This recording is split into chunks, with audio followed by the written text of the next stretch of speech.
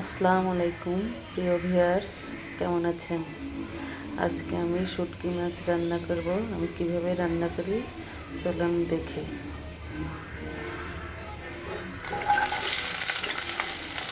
প্রথমে আমি পেঁয়াজ, মরিচ, রসুন ভালোভাবে ভাজিয়ে নেব। এখন আমি পেঁয়াজ, মরিচ, রসুন একটু ভালোভাবে ভাজিয়ে নিয়েছি। এখন এর মধ্যে মাছগুলো দিয়ে দেবো। আমি 3 রকমের শুটকি মাছ নিয়েছি। মাছগুলো ভালোভাবে ভাজবো, তারপরে বাকি মশলাগুলো দিয়ে দেবো। শুটকি মাছটা আমি ভালো করে গরম পানি দিয়ে ধুয়ে নিয়েছি যাতে গন্ধটা না বের হয়। এখন একটু তেলের মধ্যে ভালো করে ভাজবো।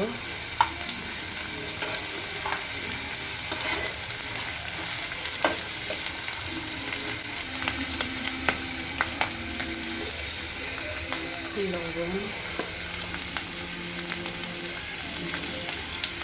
হলুদ, অল্প একটু শুকনো মরিচ, আমি কাঁচামরিচটা বেশি দিয়েছি।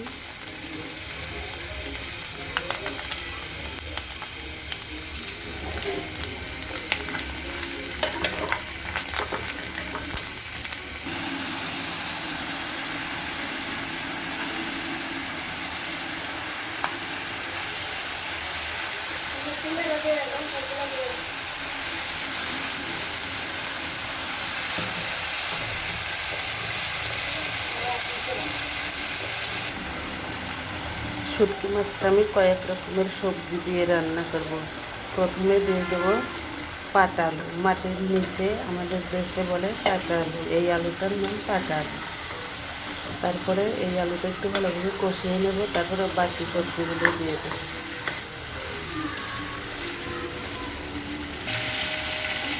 এখন আমি অন্য সবজিগুলো দিয়ে দেবো, কারণ শুটকি মাছের মধ্যে 3-4 আইটেমের সবজি দিয়ে রান্না করলে আমার জন্য অনেক ভালো লাগে। ভুনাটা আলাদা আর সবজি রান্না করলে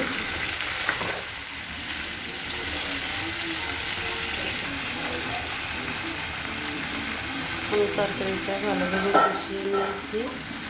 দেখুন অনেকটা সবগুলো সিদ্ধ হয়ে গেছে, তরকারিটা কষানো হয়ে গেছে। এখন আমি একটু পানি দিয়ে দেবো, বেশি পানি দেবো না যেহেতু সব সিদ্ধ হয়ে গেছে।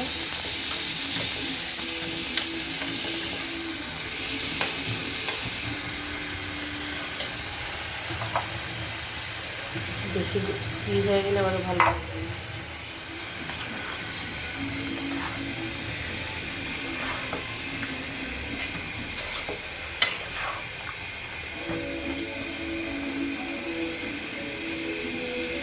আর একটা জিনিস দেওয়া বাকি আছে, ওটা নামানির আগে দিয়ে দেবো, সেটা আপনাদের দেখাবো। এখন আমি ধনিয়া পাতাটা দিয়ে দেব। শীতের সময় অনেক রকমের সবজি দিয়ে শুটকি মাছ ধনিয়া পাতা দিয়ে রান্না করে খেয়ে দেখুন, অনেক মজা লাগবে।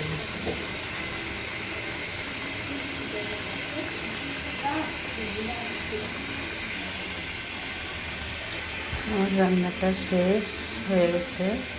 আমার রান্নাটা যদি আপনাদের ভালো লাগে অবশ্যই আমাকে লাইক, কমেন্ট, শেয়ার করবেন এবং এভাবে রান্না করে শীতের সময় খেয়ে দেখুন, অনেক মজা লাগবে।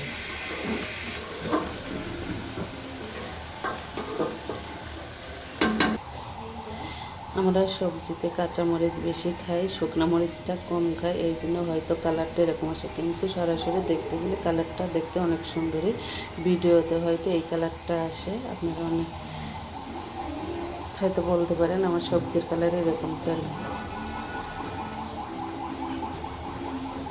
আমার রান্নাটা ভালো লাগলে আমাকে উৎসাহ দিন প্লিজ।